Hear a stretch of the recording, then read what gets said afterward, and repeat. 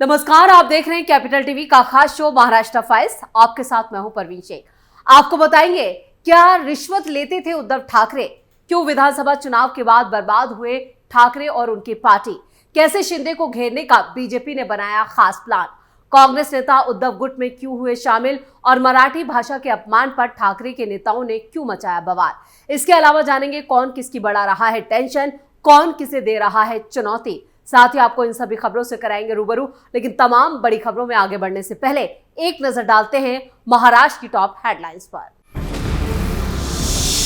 शिंदे गुट के नेता के दावे से बड़ी उद्धव की मुश्किलें, बोली शिवसेना में पद के बदले ठाकरे लेते थे दो मर्सिडीज। बीएमसी चुनाव से पहले ही उद्धव ठाकरे ने क्या मान ली हार, शिंदे गुट के हमलों से बर्बाद ठाकरे क्या देश छोड़ने का बना रहे हैं प्लान। एकनाथ शिंदे के गढ़ ठाणे में बीजेपी के मंत्री गणेश नाइक का जनता दरबार, हल्के में ना ले धमकी पड़ेगी भारी। उद्धव ठाकरे ने कांग्रेस को दिया झटका, अहिल्यानगर से कांग्रेस अध्यक्ष किरण काले शिवसेना यूबीटी में शामिल।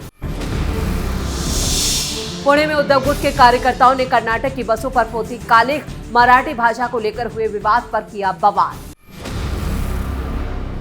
खबरों में सबसे पहले बात उद्धव ठाकरे की मुश्किलों की। शिंदे गुट की नेता और विधान परिषद की उपाध्यक्ष डॉक्टर नीलम गोरे ने रविवार को 98वें अखिल भारतीय मराठी साहित्य सम्मेलन में चौंकाने वाला बयान दिया है, जिससे उद्धव ठाकरे की मुश्किलें बढ़ गई हैं। उन्होंने आरोप लगाया कि उद्धव ठाकरे की शिवसेना यूबीटी में पद पाने के लिए लग्जरी मर्सिडीज कारों का लेन देन किया जाता था। गोरे ने यह भी कहा कि अगर किसी ने ठाकरे की शिवसेना में 2 मर्सिडीज दी तो उसे एक पद मिल जाता था।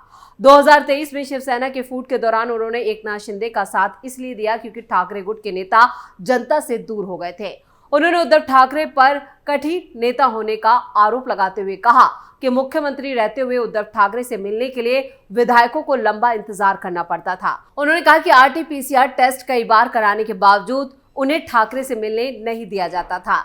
सेशन के दौरान गोरे ने अपनी पहली विधानसभा भाषण का जिक्र किया, जिसके बाद वो रो पड़ी थी। उन्होंने बताया कि एक सीनियर नेता ने उनसे जय भीम जय महाराष्ट्र का नारा लगाने पर आपत्ति जताई थी। बाद में बाला साहब ठाकरे ने उन्हें बुलाकर समर्थन दिया और कहा कि वो बिना झिझक ये नारा लगा सकते हैं। उद्धव ठाकरे ने इस मामले पर टिप्पणी करने से इनकार किया और सिर्फ इतना कहा कि वो नीलम गोरे का सम्मान करते हैं क्योंकि वो एक महिला नेता हैं। ठाकरे के अलावा सांसद संजय राउत ने कहा कि ठाकरे ने गोरे को 4 बार विधान परिषद का सदस्य बनाया और उपाध्यक्ष का पद दिया। उन्होंने तंज कसते हुए कहा कि अगर उनकी बात सच है तो उन्हें 4 बार एमएलसी बनने के लिए कुल 8 मर्सिडीज देनी पड़ी होंगी। वो उन 8 मर्सिडीज की रसीदें दिखाएं।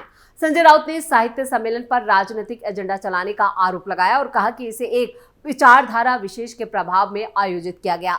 हालांकि इस आरोप पर सम्मेलन के आयोजक उषा तामे ने कहा कि स्पीकर अपनी बात रखने के लिए आजाद थे, इसलिए वो नीलम गोरे के बयान पर कोई प्रतिक्रिया नहीं देंगे। शिवसेना यूबीटी की सुषमा अंधारे ने गोरे की महंगी साड़ियों, पर्स और गहनों पर सवाल उठाए। उन्होंने आरोप लगाया कि गोरे बीजेपी के साथ मिलकर पार्टी को नुकसान पहुंचा रही हैं और मातुश्री आने वालों के साथ गलत व्यवहार करती थी। इसके बाद ठाकरे के जो शिव सैनिक हैं उन्होंने भी गोरे के पोस्टर लेकर उस पर कालिख पोती और जमकर बवाल मचाया गया है।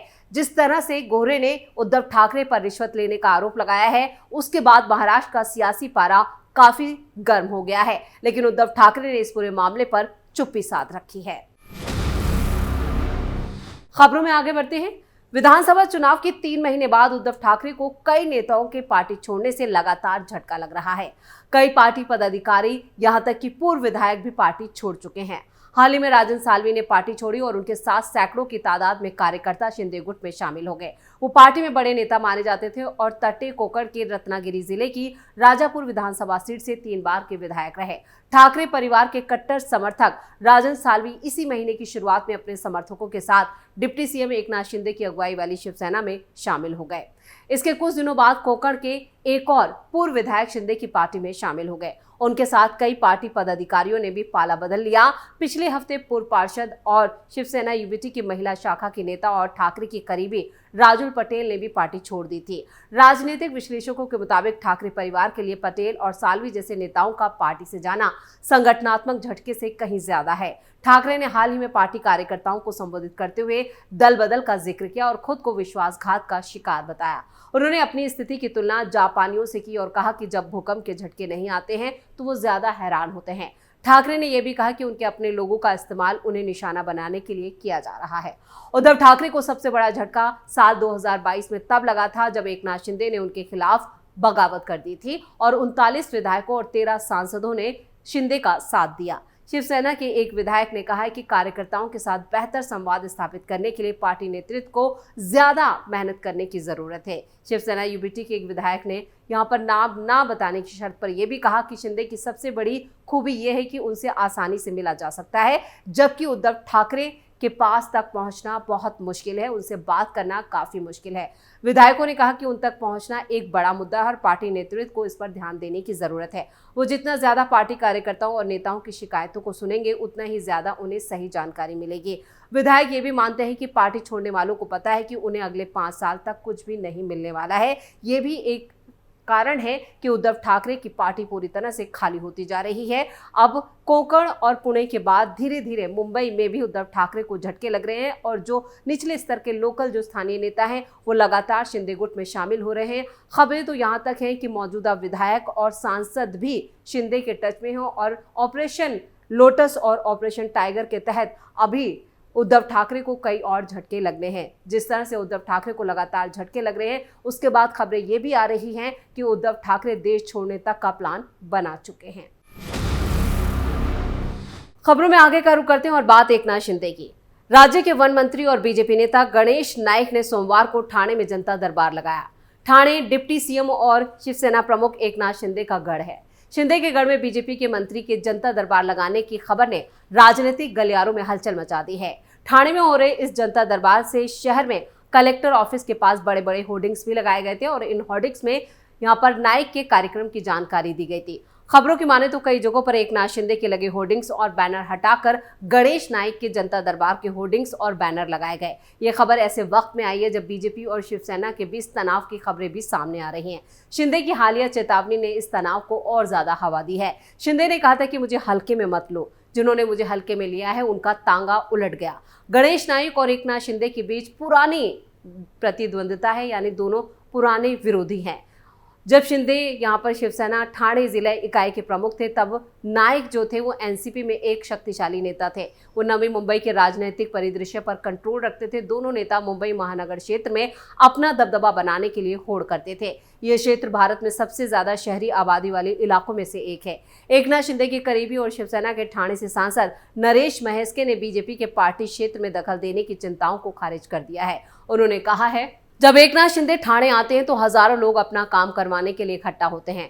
मेरे जैसा एक सांसद भी आनंद मठ यानी शिंदे के गुरु आनंद दिघे का कार्यालय जो है उसमें बैठता है और रोजाना 400 से 500 लोग आते हैं। ये भी एक दरबार है, इसलिए आपको महल बनाने की जरूरत नहीं है।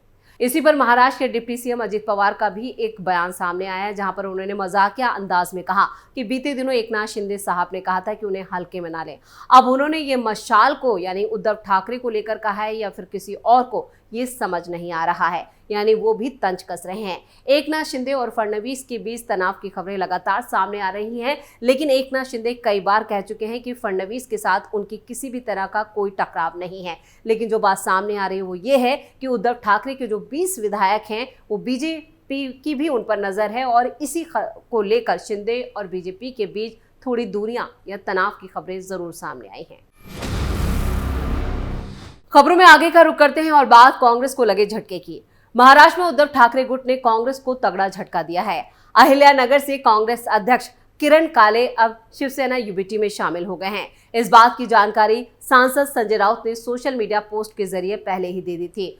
संजय राउत ने एक्स पर लिखा था, अहिल्यानगर कांग्रेस अध्यक्ष निडर सामाजिक कार्यकर्ता किरण काले आज दोपहर 12 बजे मातोश्री में शिवसेना यूबीटी पार्टी में शामिल हो रहे हैं। जय महाराष्ट्र। गौरतलब है कि कांग्रेस शहर जिला अध्यक्ष किरण काले ने कुछ वक्त पहले ही पार्टी की प्राथमिक सदस्यता से इस्तीफा दे दिया था। उन्होंने अपना रेजिग्नेशन प्रदेश अध्यक्ष नाना पटोले और बाला साहब थोराट को भेजा था। उस वक्त उन्होंने कांग्रेस छोड़ने के पीछे की वजह का जिक्र नहीं किया था। तभी से कयास लगाए जा रहे थे कि वो उद्धव ठाकरे की शिवसेना ज्वाइन कर सकते हैं और ऐसा ही हुआ है, जिसकी जानकारी खुद संजय राउत ने दी है। 10 फरवरी को इस्तीफा देने के बाद किरण काले ने सोशल मीडिया पर पोस्ट करके बस इतना ही कहा था कि वो जल्द ही अपने अगले कदम की जानकारी देंगे और अपनी राजनीतिक दिशा स्पष्ट करेंगे।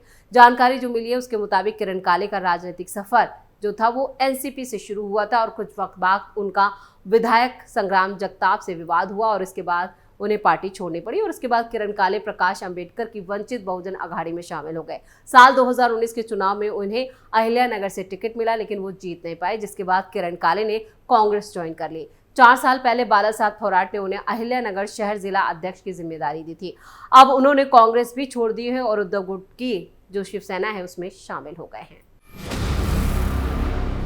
खबरों के आखिर में बात मराठी भाषा पर मचे बवाल की। महाराष्ट्र और कर्नाटक के बॉर्डर पर बसे बेलगावी में 22 फरवरी को एक बस कंडक्टर की पिटाई का मामला सामने आया था, जिसके बाद कर्नाटक और महाराष्ट्र के बीच तनाव का माहौल बना है। इस घटना को लेकर शिवसेना यूबीटी कार्यकर्ताओं ने पुणे शहर के सरगेट में विरोध प्रदर्शन किया और कर्नाटक नंबर प्लेट वाली बसों पर कालिख पोती और जमकर बवाल काटा।